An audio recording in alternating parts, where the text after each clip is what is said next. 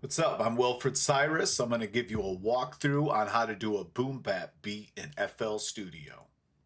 All right, so we're going to jump into FLStudio. I have Maschine loaded up inside FLStudio. I'm going to use my Maschine to chop up some samples that we're going to use to make our beat today. And one place that you can go to find samples that's pretty easy to do is a site called TrackLib.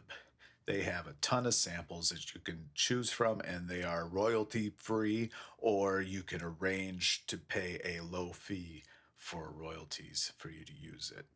I have a few samples that I picked out already. I haven't decided on which one I'm going to use yet.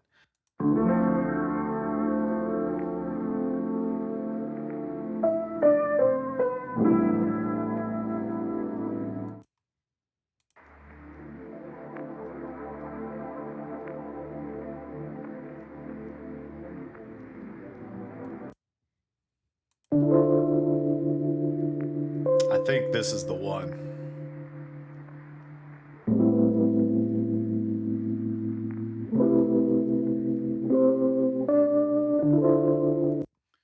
I think that's it.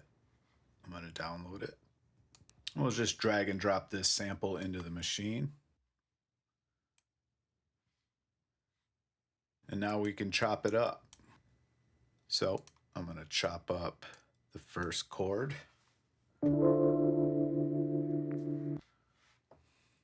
And I'm going to put a chop in. I'm just going to put a chop by each chord here. You can see by the transient where everything is. Put one here, here, here.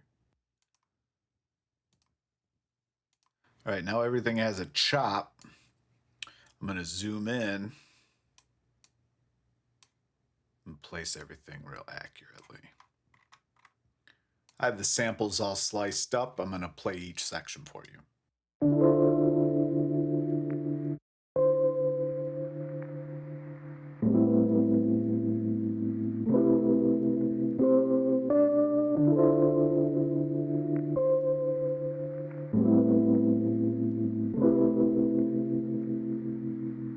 Then I can hit apply, and that'll send it into my sampler.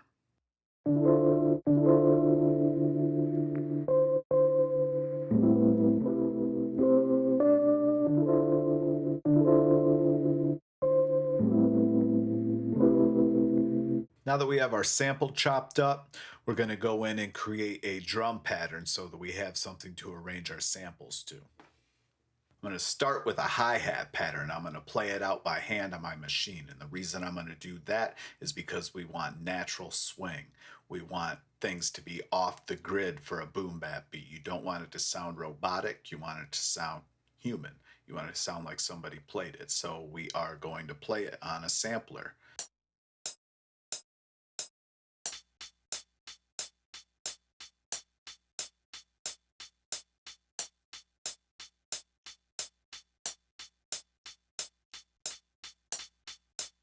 Now we'll add a kick and a snare pattern. I'll give you a few tips on that. First of all, in a boom-bap beat, the snare goes on the 2 and the 4. And when you're doing your kick drums, you want a double kick. And let me give you an example of what I mean.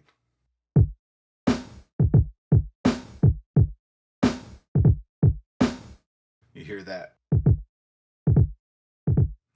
Boom-bap uses that style of kick drum all the time. You want to make sure you use that.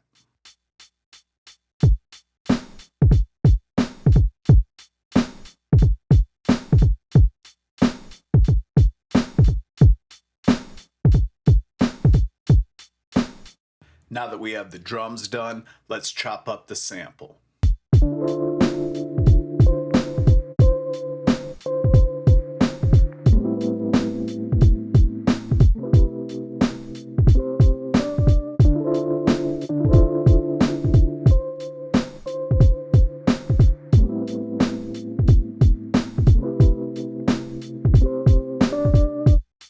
I went ahead and fine-tuned the drums and the sample slices, so now we have this.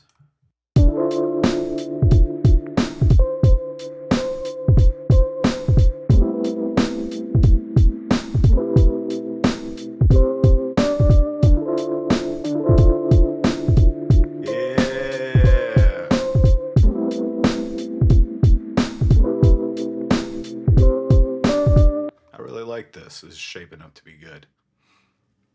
The next thing I want to do is put in a bass line. First, we'll have to find the key of our sample.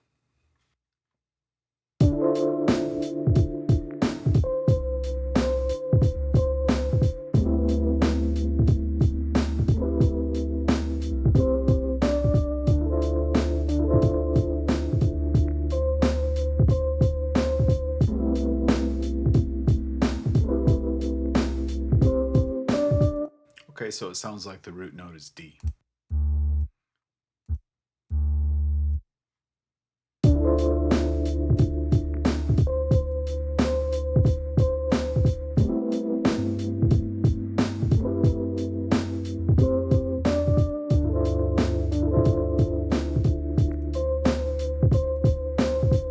I added effects to the drums and the sample, so I'll walk you through what I did there.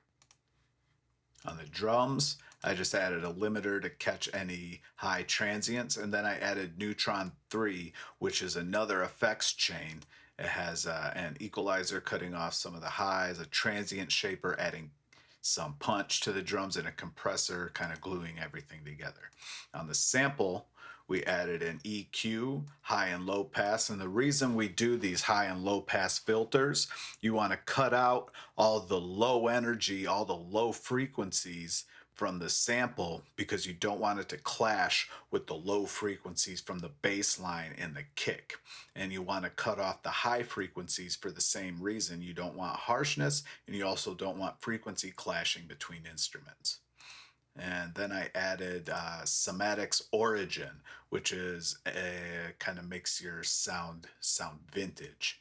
The sample already had a vintage sound to it, but I added this on top, and it pulled back some of the high end and just added another layer of depth to the sound. And then finally I added just a touch of reverb.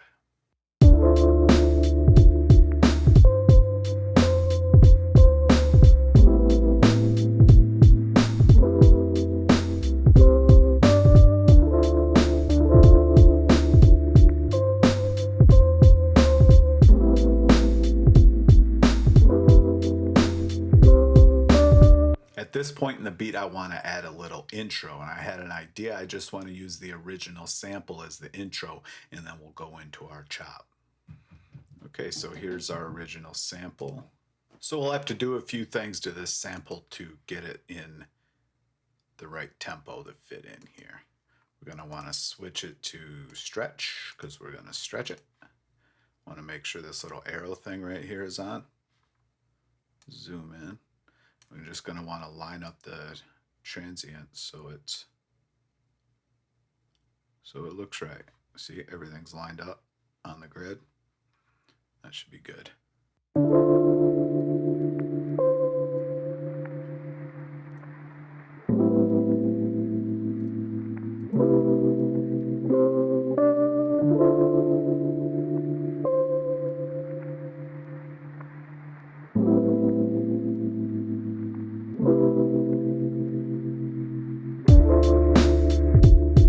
Now let's add a few effects. I have a couple that I want to try here. There's this. And there's this. I'm actually going to put both of those in.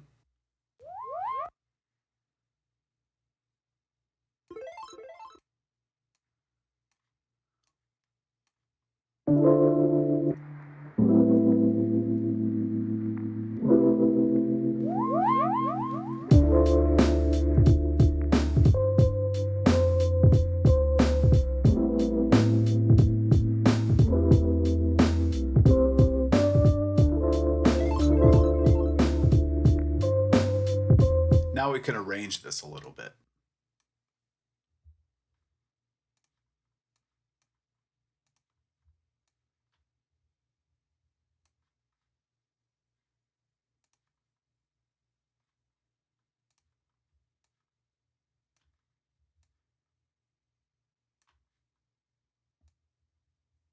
Now we have an intro and a 16-bar section that can be used as a verse or a hook. And that was the goal of this video. So I'm going to end the tutorial here.